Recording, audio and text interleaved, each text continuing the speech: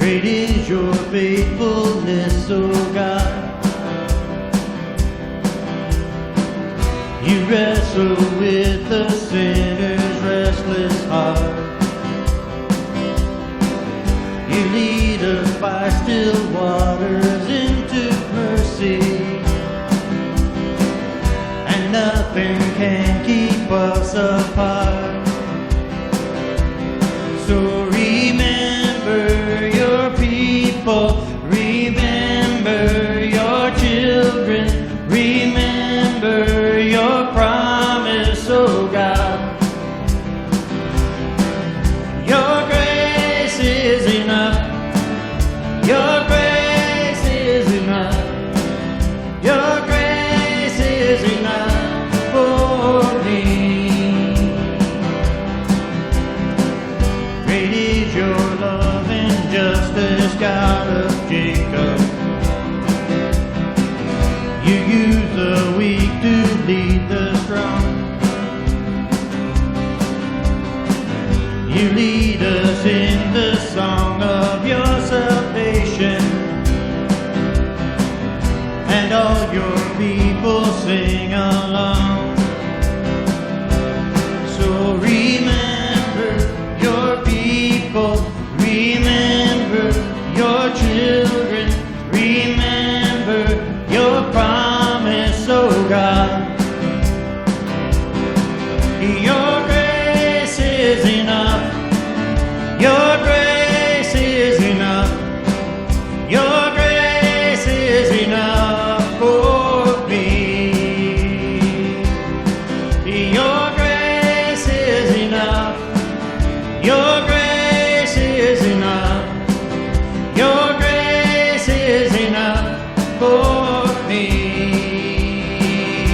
So remember your people, remember your children, remember your promise, oh God. Your grace is enough. Your grace is enough. Your grace is enough for me. God, I sing, your grace is enough. Heaven reaches out to us. Your grace is enough for me. God, I sing, your grace is enough. I'm covered in your love. Your grace is enough for me. For me.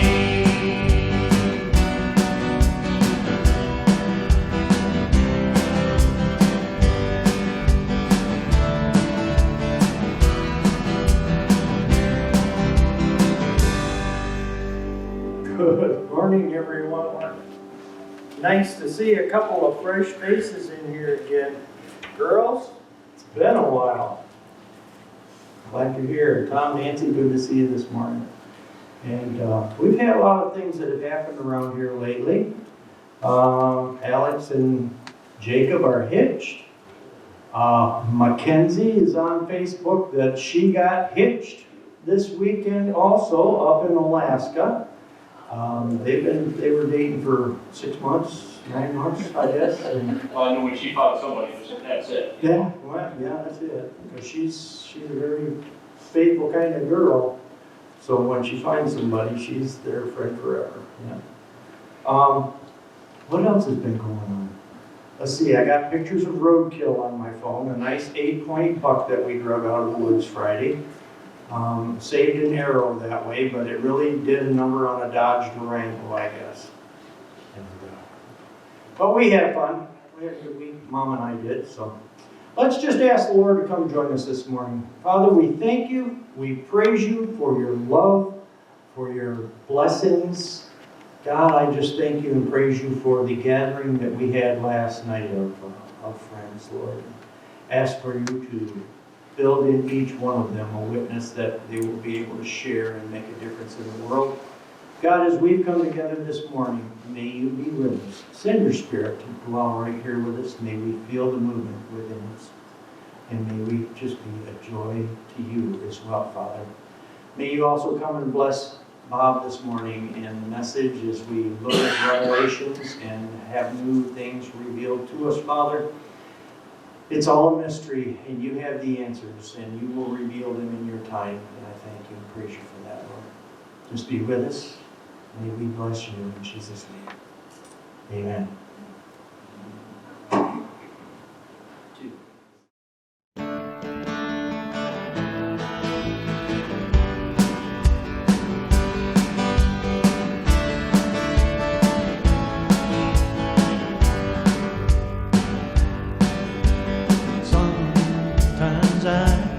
I just wanna close my eyes and act like everyone's alright when I know they're not.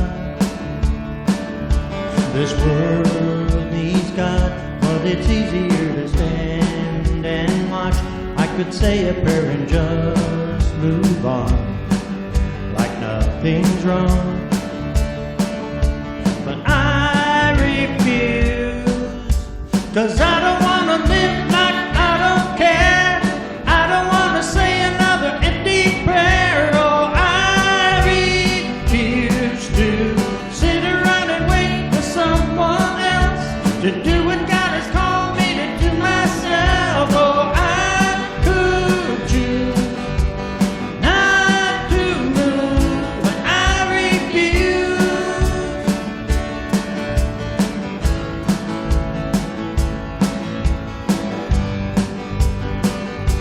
I can hear the least of these crying out so desperately, and I know we are the hands and feet of you, oh God. So if you say move, it's time for me to follow through and do what I was meant to do and show them who you are. 'Cause I don't wanna live like I don't care. I don't wanna say another empty prayer. Oh, I refuse to sit around and wait for someone else to do what God has called me to do myself. Oh, I could choose not to move, but I refuse to stand and watch the weary and lost cry out for help. I refuse to turn my back and try and act like all is well. I refuse to stay unchanged, to wait another day to die to myself. I refuse to make one more excuse, 'cause I don't wanna live like I don't care. I don't wanna say another empty prayer. Oh, I refuse to sit around and wait for someone else to do what God has called me to do myself. Oh, I could choose not to move, but I refuse. I refuse. I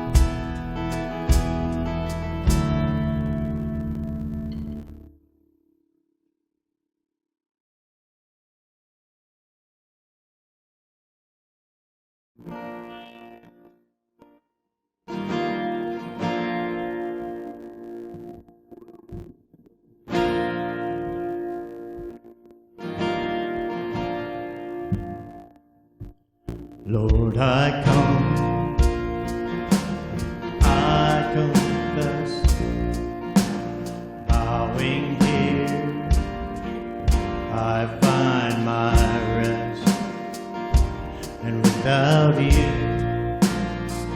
I fall apart.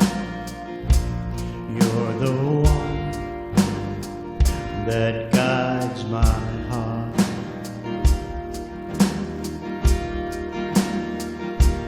Lord, I need you, oh, I need you. Every hour I need you, my one defense, my righteousness, oh God, how I need you.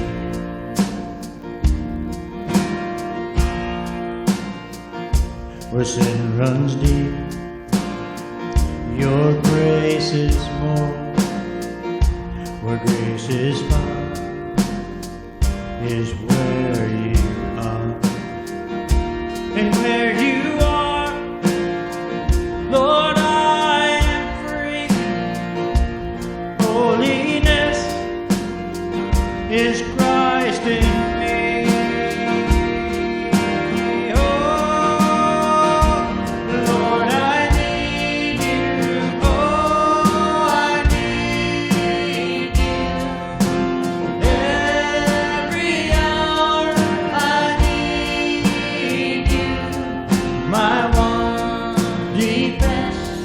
My righteousness, oh God, how I need you. So teach my song to rise to you when temptation comes my way. And when I cannot stand, I'll fall on you. Jesus, you're my hope and stay.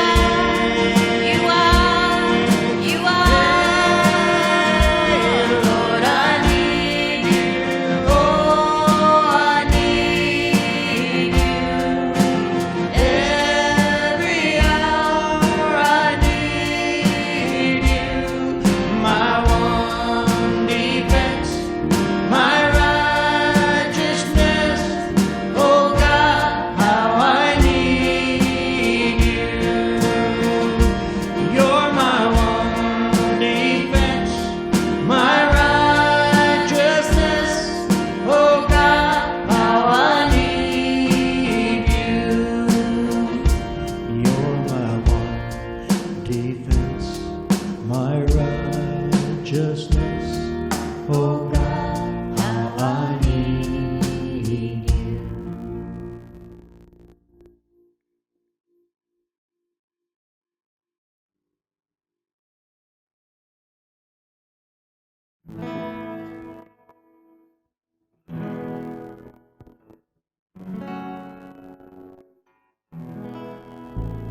Who am I that the Lord of all the earth would care to know my name, would care to feel my hurt? Who am I that the bright and morning star would choose to light the way for my ever-wandering heart? Not because of who I am, but because of what you've done. Not because of what I've done, but because of who you are. I am a flower quickly fading, here today and gone tomorrow. A wave tossed in the ocean, a vapor in the wind. Still you hear me when I'm calling. Lord, you catch me when I'm falling, and you told me who I am. I am yours.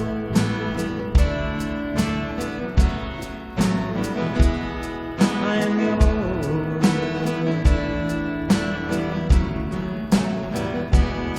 Who am I that the eyes that see my sin would look on me with love and watch me rise again. Who am I that the voice that calmed the sea would call out through the rain and calm the storm in me? Not because of who I am, but because of what you've done. Not because of what I've done, but because of who you are.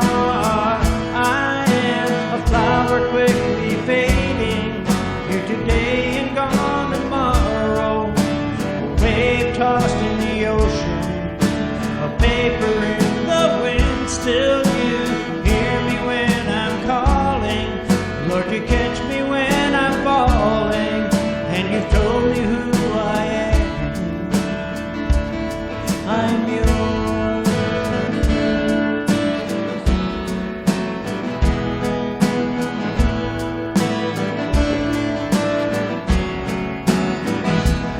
Not because of who I am, but because of what you've done. Not because of what I've done, but because of who you are. I am a flower quickly fading, here today and gone tomorrow. A wave tossed in the ocean, a vapor in the wind. Still you hear me when I'm calling. Lord, you catch me when I'm falling, and you've told me who I am. I am yours. I am yours.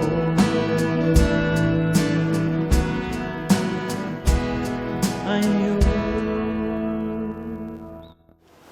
We're going to continue with the book of Revelation because, it's always a long study, isn't it? Every week I've got way more material than I can cover in just a really short amount of time.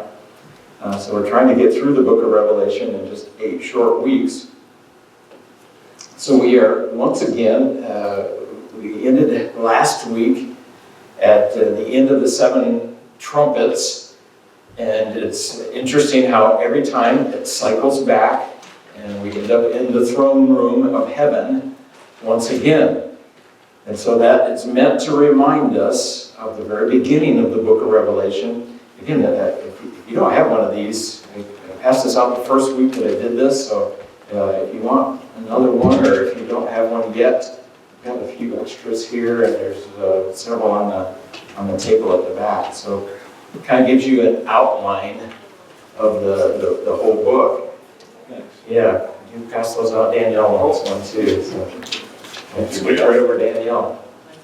So you see at the beginning is this throne room, and it brings us back to that when we first get the scroll, opening of the scroll, and who's worthy? Is anybody worthy to do that?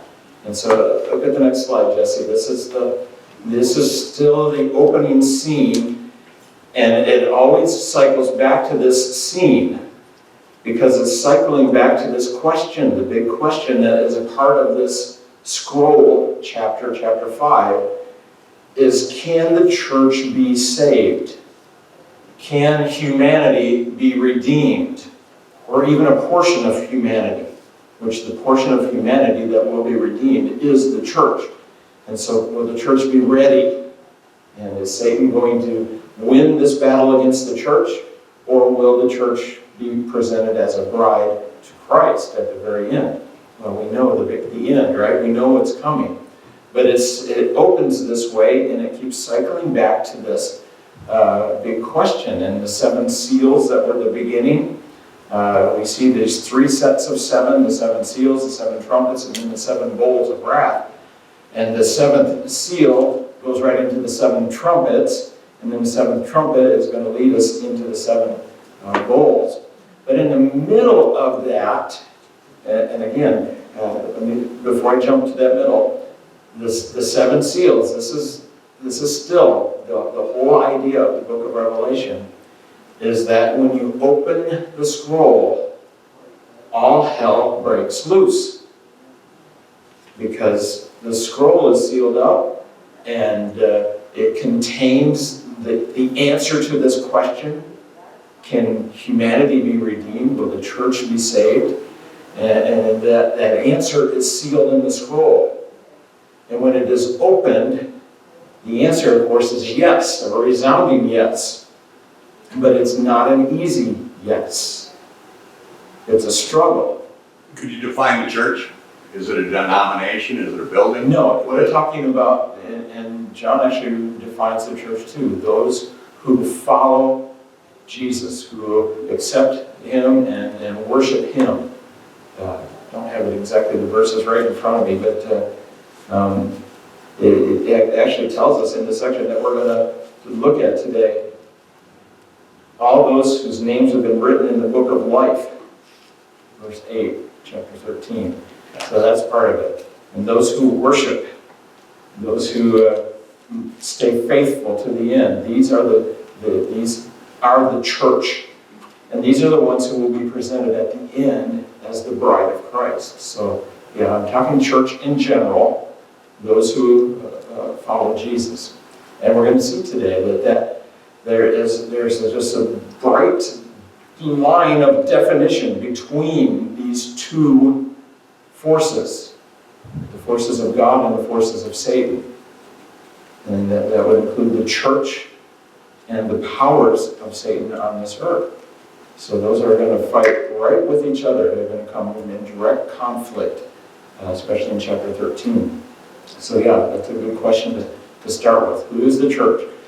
And so when the scroll is opened, it's the plan of God to save a portion of humanity, the church. And Satan does not like it, and all hell breaks loose. And that's what's going to lead us right into the center piece today. Again, if you look at your outline, I put it in the form of a cross. I don't know if John was actually thinking that, but the book of Revelation does have a structure. And it's these three sets of seven that are around, literally around, the centerpiece, which is this great conflict, this war that happens, that starts when the scroll is opened and when Satan does not like it, and so war breaks out, and it's a great cosmic struggle that spans all of history, past, present, and future. So again, we're going to look at that today as very much in the past. So look at the next slide, Jesse. This leads us right into chapter 13, or chapters 12 and 13. It actually goes into 14, although I'm only going to stick with 12 and 13 today. We get this image of the war in heaven that is going to spill over into earth as well. And we get this, the image that John sees, the vision of the woman and the dragon in chapter 12. That's the war in heaven. And then the image of the beast, which is chapter 13, which is the spilling over of this war onto earth. And it is Satan's forces on earth. And so we're going to see how it starts.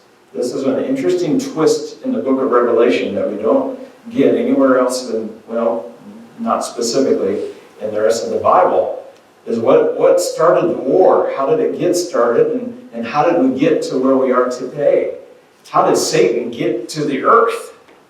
And so we'll see that in this vision, especially in chapter 12, as to how this comes to earth and how Satan got involved. We knew from Genesis chapter 1 and 2 and 3 that there was a serpent in the garden and that he deceived Eve and Adam.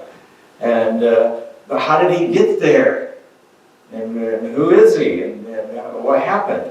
Well, interesting enough, you go from the book of Genesis and in the book of Revelation at the very end, we find out. How did he get there? How did Satan end up on earth? And we find out that there was actually a war behind the war. There was a conflict behind the conflict. There was There was a rebellion against God in heaven before there was a rebellion against God on earth. And so we see that Satan was actually involved in it from before the beginning, before Adam and Eve sinned. So we're going to see this in Revelation 12, and then we'll see in Revelation 13 the beast. And again, you know that if you've been listening to me all through this study, my personal inclination, there's a lot of interpretations for Revelation, right? And I shared with you the very first one, is that you can look at Revelation as all in the past. You can look at Revelation as only a symbolic thing going on in the present. Or you can take it extremely literally and say it's only in the future, and specifically a 7-year period of tribulation and events that happen one after another in a 7-year period. Well, if you take it quite literally and futuristically, then you're going to see this beast as a human leader, a figure that's going to come on the world and set up a one-world government, and it's going to force everybody to worship him. All these things that you see in the movie Left Behind. That's what's in there. And then once again, I'm going to say, I don't disagree with that interpretation, because I grew up with it. I've been taught that since the beginning. And a lot of people follow that interpretation, a very literalist, futurist interpretation of Revelation. But I also am able to see and accept the idea that really Revelation spans all of history, past, present, and future. And especially what we're going to see in chapter 12 is definitely past. That's in the history. And so when that spills over into chapter 13, my personal interpretation is that this is representing what is going on today. The beast is representing Satan's power and his authority in world systems and world views today. And we are actually in this time right now. It's not something that's only going to happen in the future, and it might. I'm not saying that a world leader may not arise someday and capture the entire world and put the world under Satan's influence. But what I am saying is that there is a cultural world influence going on right now that we could define and call the beast, according to what John sees in chapter 13. So anyway, I'll get to that. First, I want you to listen. I want you to, as we read through chapters 12 and 13, listen to this and read along with the screen, the vision that John sees.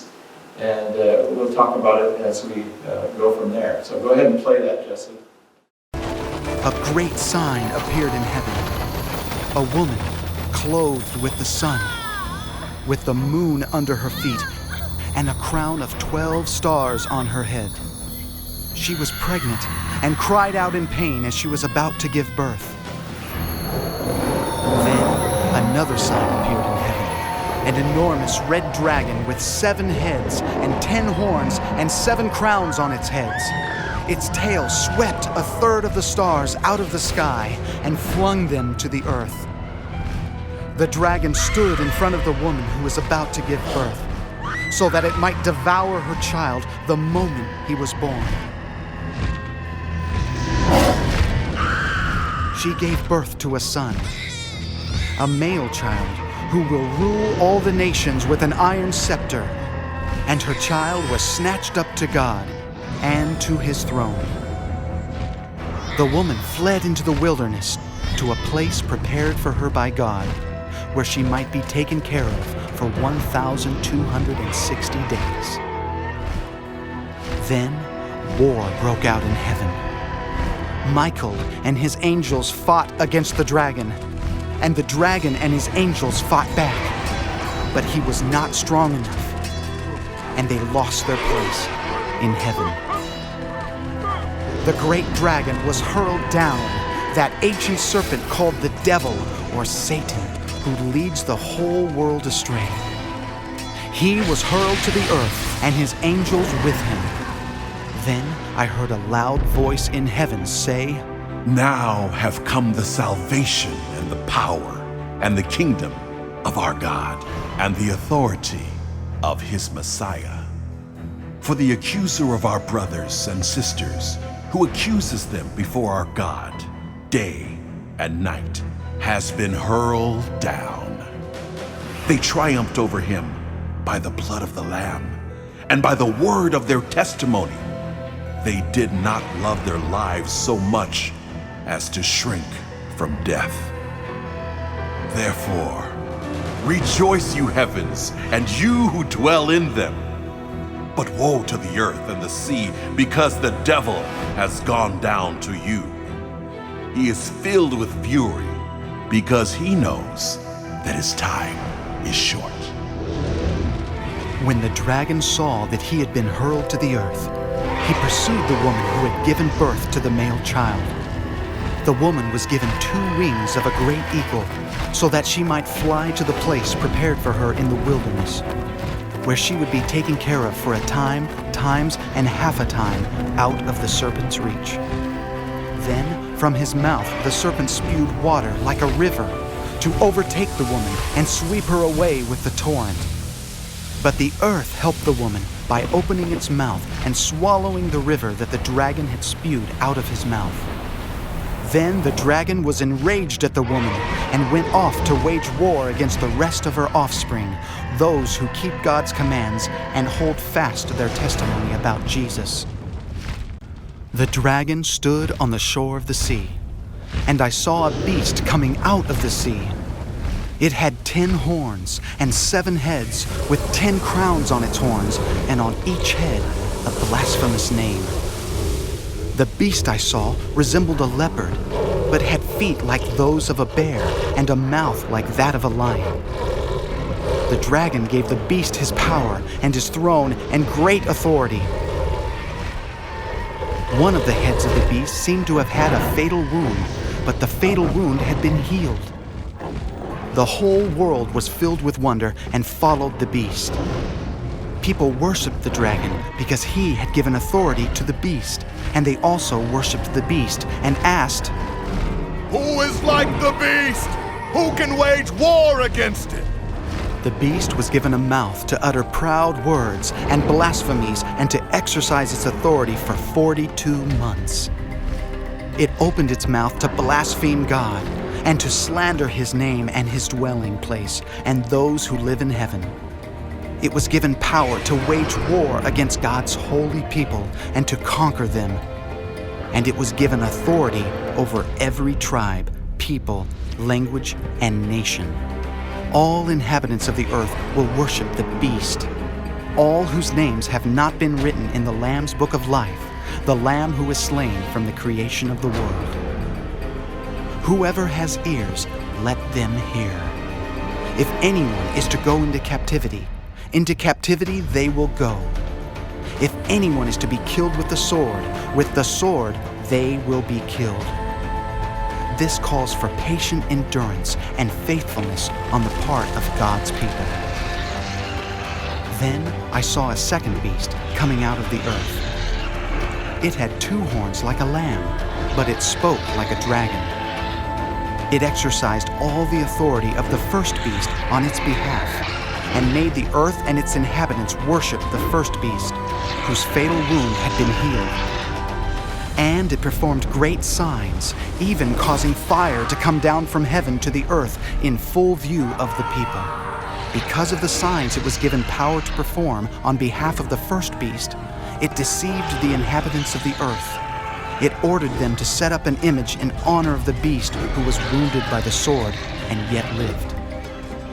The second beast was given power to give breath to the image of the first beast, so that the image could speak and cause all who refused to worship the image to be killed. It also forced all people, great and small, rich and poor, free and slave, to receive a mark on their right hands or on their foreheads, so that they could not buy or sell unless they had the mark, which is the name of the beast or the number of its name. This calls for wisdom.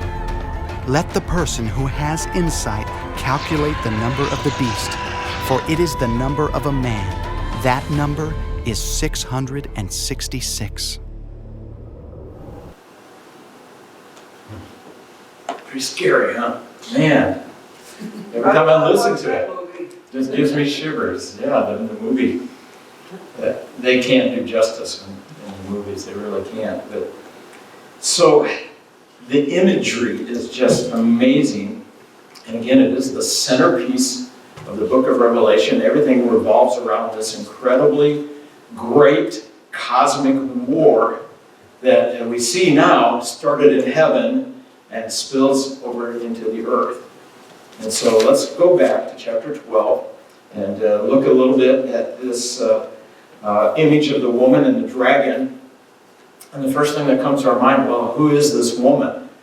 This is really an interesting image, because nowhere in the rest of the Bible do you get this kind of image of Israel or the church.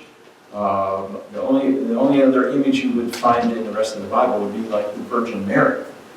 And so it brings up automatically, when you start hearing this and you see this image, the first thing you think of is the birth of Christ. I mean, it just seems pretty obvious, because the child that is born, the woman who's pregnant and she's in pain, she's giving birth, and she delivers a son, a male child.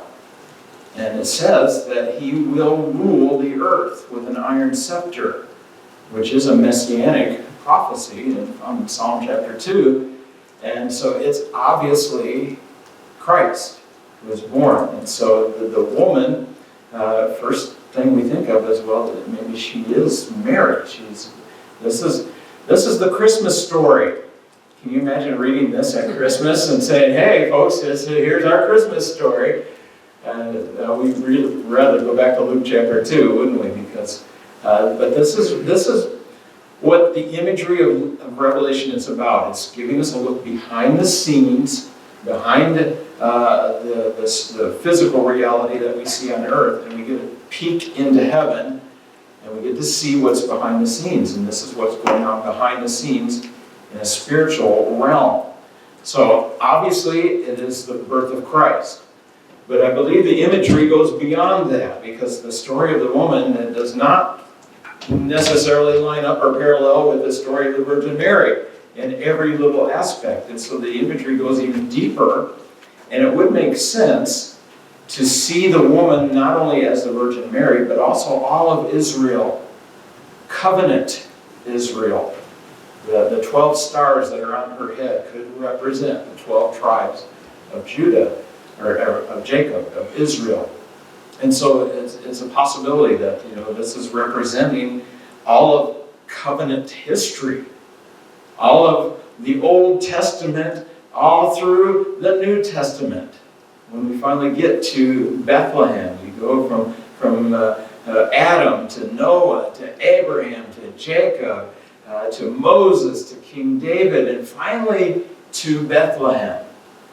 And you see the son of David who is born. And so this woman could represent all of covenant history.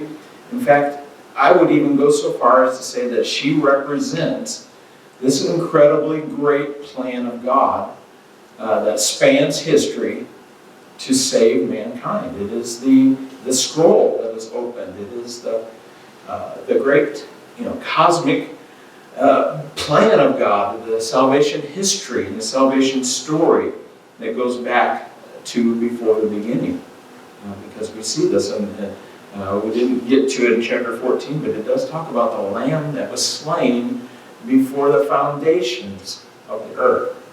And so we get all of this in this imagery that starts at the beginning with chapter 12 with the woman. But I think even more than trying to assign to her a particular entity and say, well, she represents Mary, or she represents Israel, or she even represents the covenant people of God, which includes the church. If you want to go there, that's part of it. But what's really being shown here is the event of the incarnation. Rather than trying to say, well, Mary, or that the woman is definitely Mary, what we're seeing is the invasion of God on the earth. The incarnation. God giving birth to God on earth. And embracing humanity, flesh, creation, even death. And we see this as all wrapped up in this imagery that John sees in chapter 12. And it's being born and crucified and snatched up to heaven again. And we saw that just really quickly. I think it was in verse 3 that it talked about this child that is born and then snatched up to heaven. And then just all of this incarnation is implied in the whole event. And that's what's being shown. And rather than focus on that, John sees the results of that. That when God invades history, when God invades the earth, Satan is not happy. Right? He's very upset about this because the earth was supposed to be his domain. He lost the war in heaven, right? And so he's hurled to the earth and is given power and authority over the earth. And then all of a sudden God shows up on earth too. And he doesn't like that. And so that's a bit of what we're seeing in this image, because it goes back and forth between the woman and the dragon. And so let's go on to the next one, Jesse. The dragon, which, in case you don't get the subtlety of the imagery involved here, John tells us. I like it in verse 9. He says, okay, this is Satan. In case you don't figure it out, the dragon is Satan, the deceiver, who is tries to leads the world astray. And of course, he does not like the whole thing. And again, you got to see John's vision as not linear in time, but encompassing all of history. And so immediately, John goes right back to this war in heaven. In verse 7, then war broke out in heaven. And the war that is in heaven is between, in fact, it's not even, God is like on the sidelines watching it, because it's between Michael and his angels and Satan and his angels. Isn't that interesting? And I think that's on purpose. I think that John saw this and the vision came out this way on purpose, because Michael is the archangel of God, who is the defender of Israel. He's the militant angel. He's the one who's always fighting. And he fights the war in heaven. And the name Michael means who is like God. And that's what this war is about. Because no one is like God.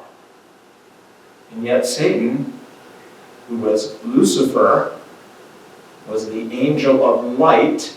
That's what Lucifer means. Light or bright or shining. He thought he could be like God. And that he could be worshipped like God. And so that's the war. That's what it's all about. Is Michael on one side is no one's like God. And Lucifer on the other says, yeah, I am like God. And guess who wins? Well, it's not Satan. It says that he was not strong enough and there was no place for him in heaven. Yeah.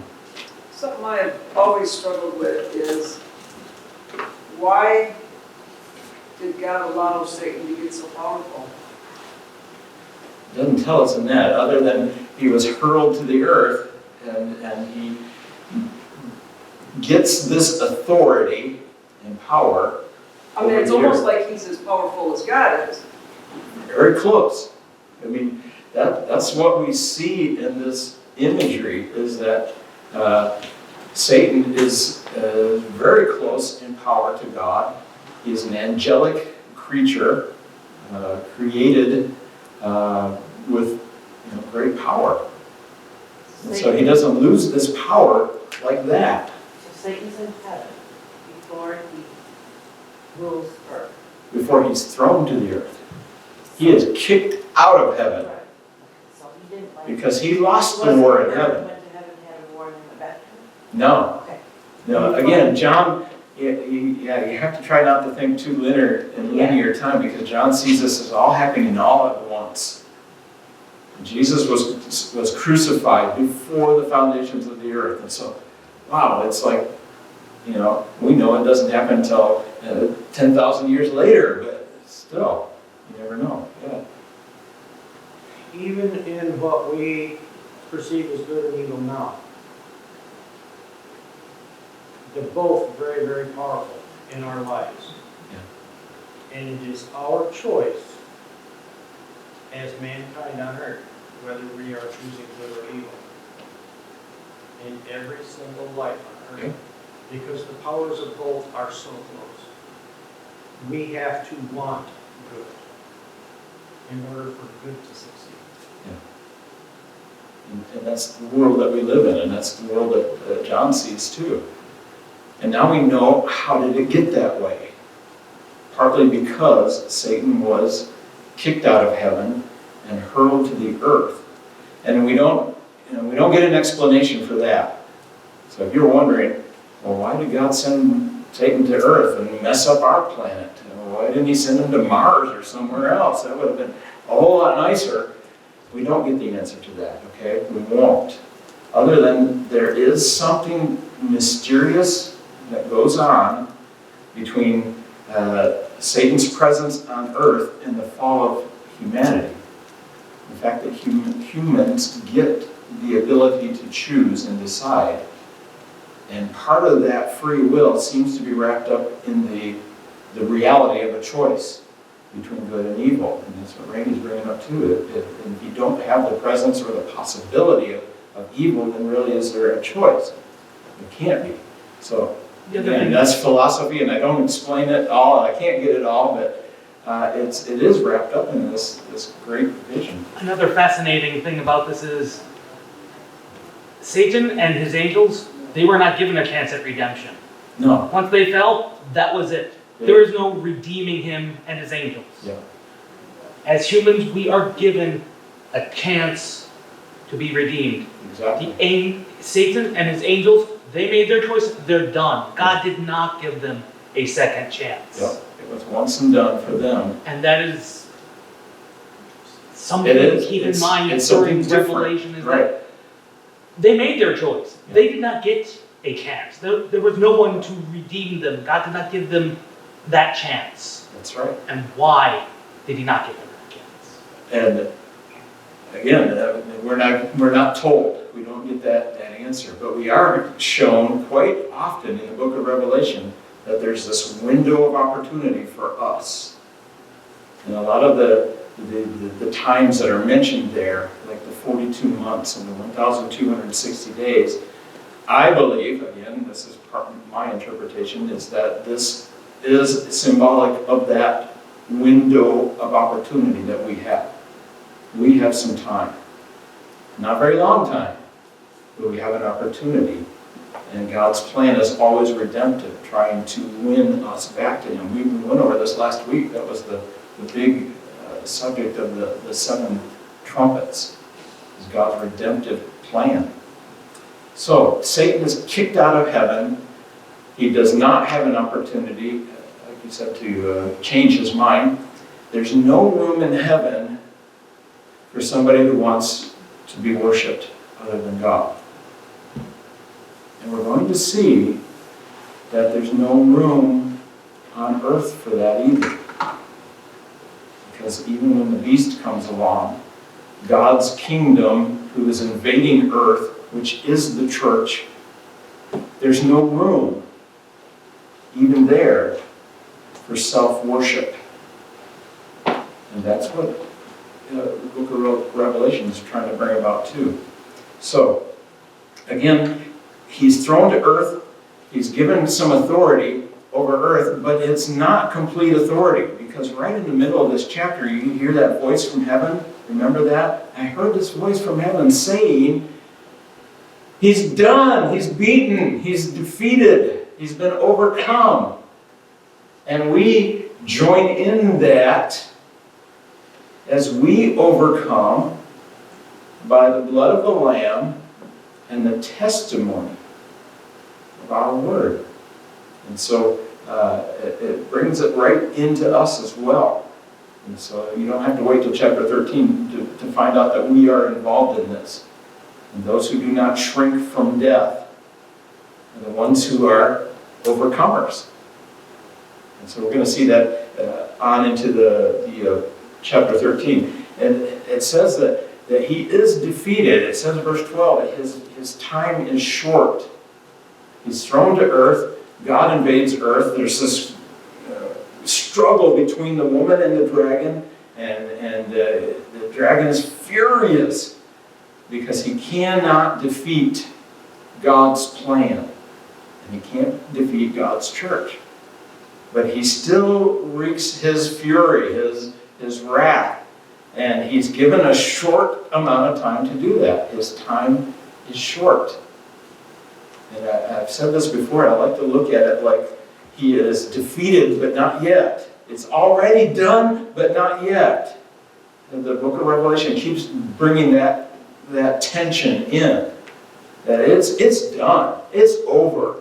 Satan has been totally defeated in heaven and on earth. And yet, he is still playing out his defeat and trying to take as many of us with him as he can. And that's this great cosmic struggle between the dragon and the woman that will spill over into the beast on the earth.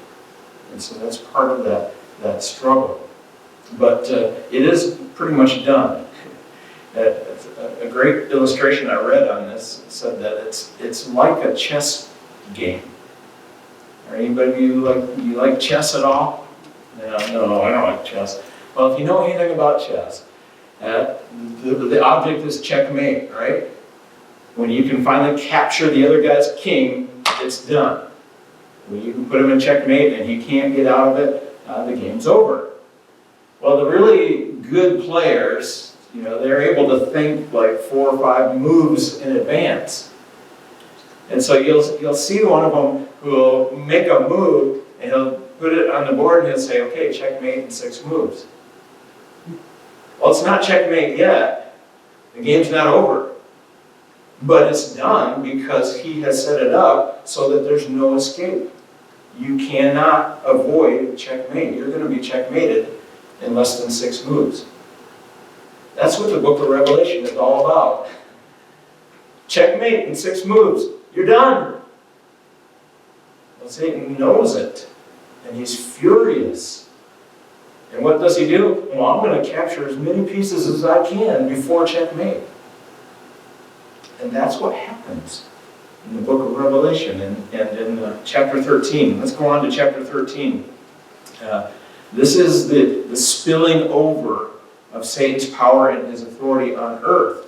And it comes out in human systems. And again, if this does become political and become a world leader that actually gets this satanic authority, that may actually happen someday. But I believe that it is the system or the world views or the culture that we struggle with as a church. It is the power and the authority of Satan that he has right now. Temporarily, he's got 6 moves before it's finally going to be done. But in the meantime, he's going to play it out. And he's going to use whatever power he has on this earth. And so part of that power, that authority, is shown in the beast, which is an earthly representation of satanic power, the power that he has until he's done. And it says in verse 7 that he has authority to wage war even against the saints. There's the holy people, the church. There it is again. Those who follow God's commands. Did you catch that in chapter 12? There's another definition of the church: those who follow God's commands and whose names are written in the book of life. And so in chapter 13, it mentions that he has power to wage war against the saints, against God's people, the church. And it says that he even has power to conquer them. Now, I thought he couldn't do that, right? I thought it was done. He can still defeat us. Well, there's two ways that this is implied in the book of Revelation. Two ways that Satan conquers, even the saints. One is not really a conquering. He kills us. Literally, persecution.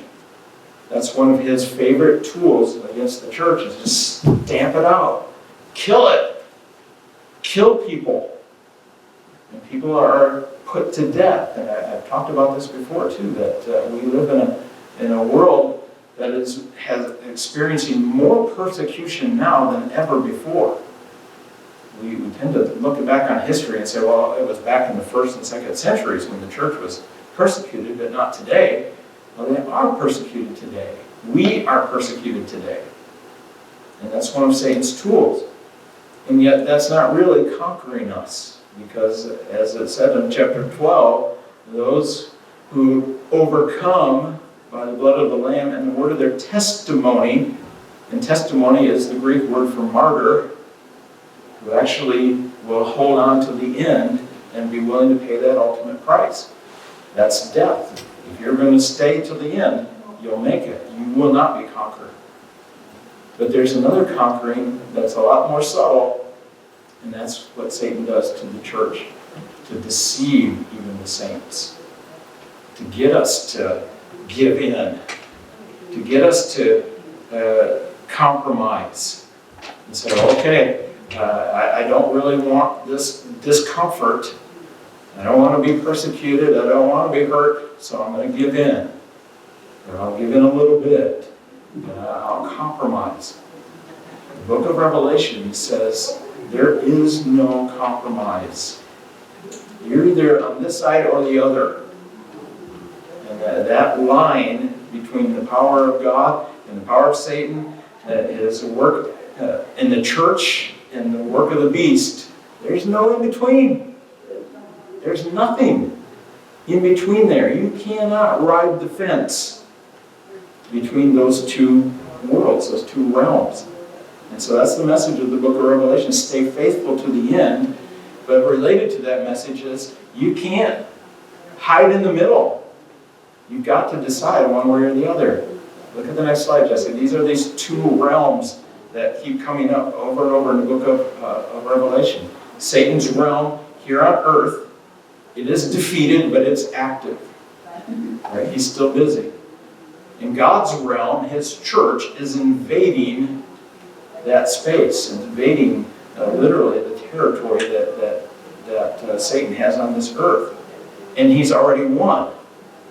In fact, one commentator, one of my favorites, is that book that I was talking about before, I got a copy of it finally. And the commentator says that when it talks about that fatal wound that this beast had, one of its heads, the 7 heads of the beast, remember that? And one of them was fatally wounded, and yet he recovered. Now, wait a second. Either it's fatal or it's not, right? How can you have a fatal wound and not be fatal? And not die? Well, this commentator suggests that the fatal wound is the fact that Satan has been totally defeated. That he actually brought it on himself, that it's a self-inflicted wound when he attempted to destroy God's plan and to devour the child and to defeat Christ. It turned around and backfired on him. And that's what we see in the Gospels. That's the whole part of the plan, is that Satan did his worst, did his best to kill Jesus, but Jesus rose again. And that created the fatal wound. But it's not quite over yet, right? It's still checkmate in 6 moves. And so in the meantime, it looks like he recovered. But the fatal wound is still fatal, so he's already defeated. And we have to choose between these two realms. Which one are you going to be involved in? And so I know we're out of time, but look at the last couple slides. This is that system that I'm talking about. This is the worldview system of the beast. And this is why I believe it's already part of our world today. Whether there's this leader coming or not, we already see this. This worldview says reality is not God-centered. It's earthly centered. It's us centered. Who's like God? That's Michael. And then when you get into chapter 13, it says, who is like the beast? Those that worship him say the same thing.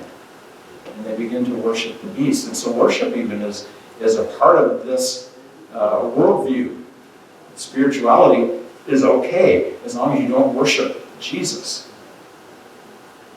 You can worship anything else you want to in our culture, in our world. Isn't that true? Any other religion is fine. But as soon as you mention Jesus, you're done. Because the beast does not like that. The beast of our culture does not like that. And here's the mark of the beast. I love this. Consumerism. They will insist that you have this mark in order to buy and sell. All right? And so consumerism, comfort, gain, riches, everything that is materialistic in our world is the beast. It's the mark of the beast.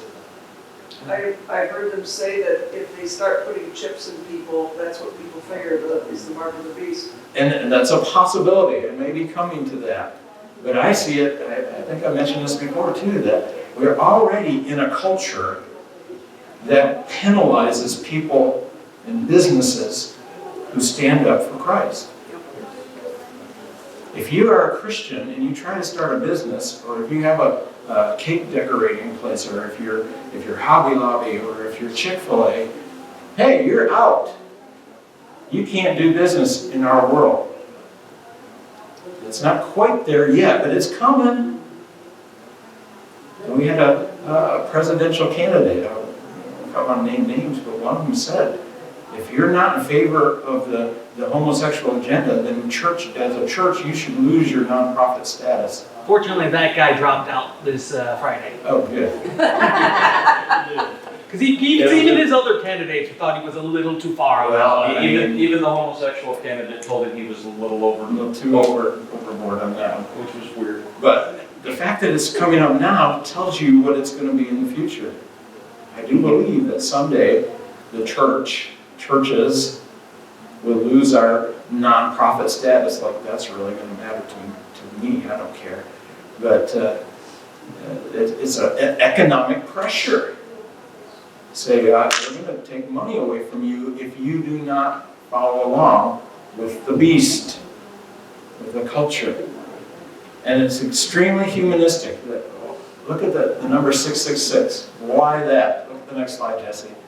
This is fairly obvious, although we don't always catch this. Because sometimes we think of 666 and think, oh, it's so scary. I don't want that on my license plate. You know, if you go to the DMV and you get a license plate that's 666, please, can you give me a different one? Because it's so scary. And we think, well, that's what's going to be written on our foreheads and on our hands. Well, it's really symbolic. And John is telling us, calculate this, think about this. 7 is God's number. And that's over and over in the book of Revelation. 7 is holy, it is complete, it is perfect. In fact, John sees 3 sets of 7. 7, 7, 7. So that's God's number. Well, 6 is the number of fallen man, the beast, the human or earthly representation of Satan. It's humans in the image of God. They're close. Even Satan has the power that is close to God, but it's not quite there. It's less than holy, less than perfect. And so John says the number of the beast is 3 times evil, 666. So it doesn't mean necessarily that we'll have 666 tattooed on our foreheads. as the mark of the beast. That's possible. That could be coming. But it is very symbolic to represent this humanistic self-worship. It says, I am close enough to God that I can decide what's right and what's wrong, what's good and what's bad. And I can worship myself. I don't need a God over me. That's the attitude of the beast. That is our culture. That's our world that we live in today. So here's the conclusion, Jesse. You have to decide. It is time. When we start preaching again, it's time. We cannot keep messing around. Quit playing at this. You make up your mind one way or the other. Are you going to go with God's kingdom, which is not easiest, it's not very comfortable, but it is the one that worships only God. It's the one that's going to be victorious. Or would you rather be with the comfortable one? It's not so hard, it's easy, it's comfortable. Consumerism, boy, it's going to be defeated. And that's the book of Revelation. It says, you've got to decide. The window of opportunity is closing. That's why I do preach this. We don't know how much more time we have. This is it. Make up your mind right now. Let's pray. Father, we do come to you today, and we do decide in our hearts, and right now we need to make this decision every day, in every moment of our lives. Who are we going to serve? Do we serve you, or we serve ourselves? Do we serve Satan and the beast? Lord, I know that we see these images and we think about future events, and we think this is probably off in the future, and we better not get the mark of the beast, but Lord, I know that that is even now the struggle that we deal with. So give us strength, Lord. Give us the ability to overcome by the blood of the Lamb and by our own testimony. Help us to hold firm to the end, to be faithful, quit playing around, to make up our minds. Lord, keep us there. Keep us in your will and in your strength. Let us be the church, which is God's footprint on this earth. And we advance your kingdom here until you finally come. We pray for your help, and we pray for your Holy Spirit. We pray in the name of Jesus. Amen.